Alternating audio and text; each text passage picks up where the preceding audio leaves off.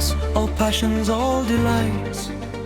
Whatever stirs this mortal frame, all are but ministers of love, and feed his sacred flame.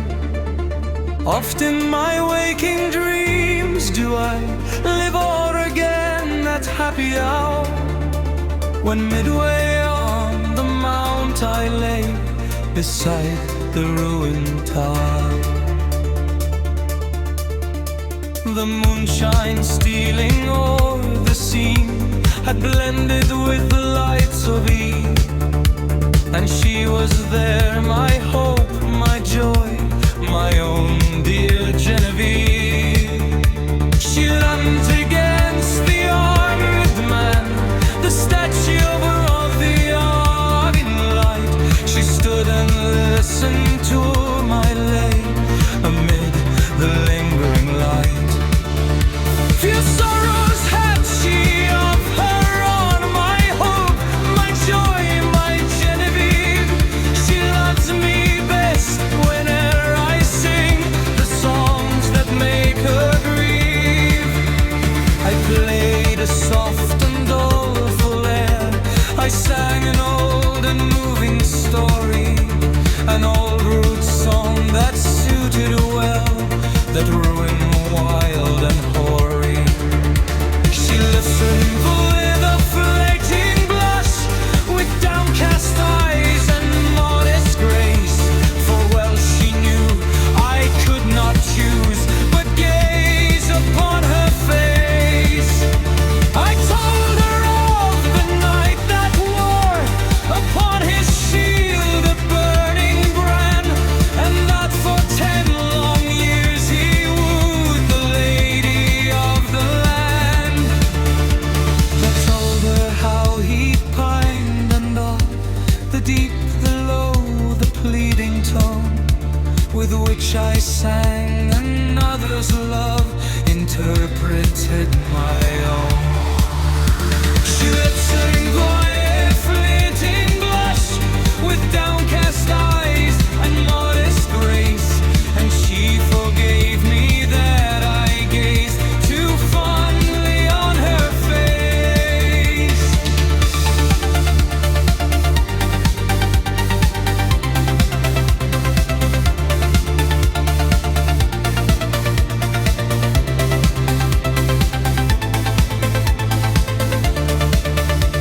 If then we told the cruel scorn that crazed that bold and lovely knight, and that he crossed the mountain woods, nor rested day nor night, that sometimes from the savage den, and sometimes from the darksome shade, and sometimes starting up at once in green and sunny glade, there came and looked him in the face an angel beautiful and bright, and that he knew it was a fiend, this miserable night, and that unknowing what he did, he leaped amid a murderous band, and saved from outrage worse than death the lady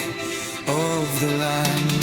And how she wept and clasped his knees, and how she tended him in vain, and ever strove to expiate the scorn that crazed his brain. And then she nursed him in a cave, like how his madness went away, when on the yellow forest leaves a dying man he lay. His dying words, but when I reached that tenderest strain of all the ditty, my faltering voice and pausing heart stirred her soul with pity. All impulses of soul and sense had thrilled my guileless Genevieve. The music and the doleful tale, the rich and balmy, and hopes and fears that kindle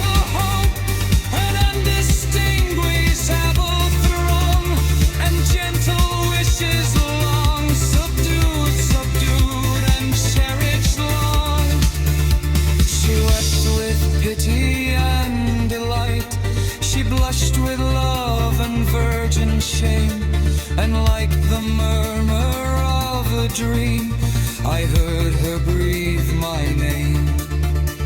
Her bosom heaved, she stepped aside, as conscious of my look she stepped. Then suddenly, with timorous sigh, she fled to me and wept. She held and closed me with her arms, she pressed me of a meek embrace, and bending back her head looked up and gazed upon my face. 'Twas partly love and partly fear, and partly 'twas a bashful art, that I might rather feel than see the swelling of her heart. I calmed her fears and she was calm, and told her love with virgin pride, and so I won my Genevieve.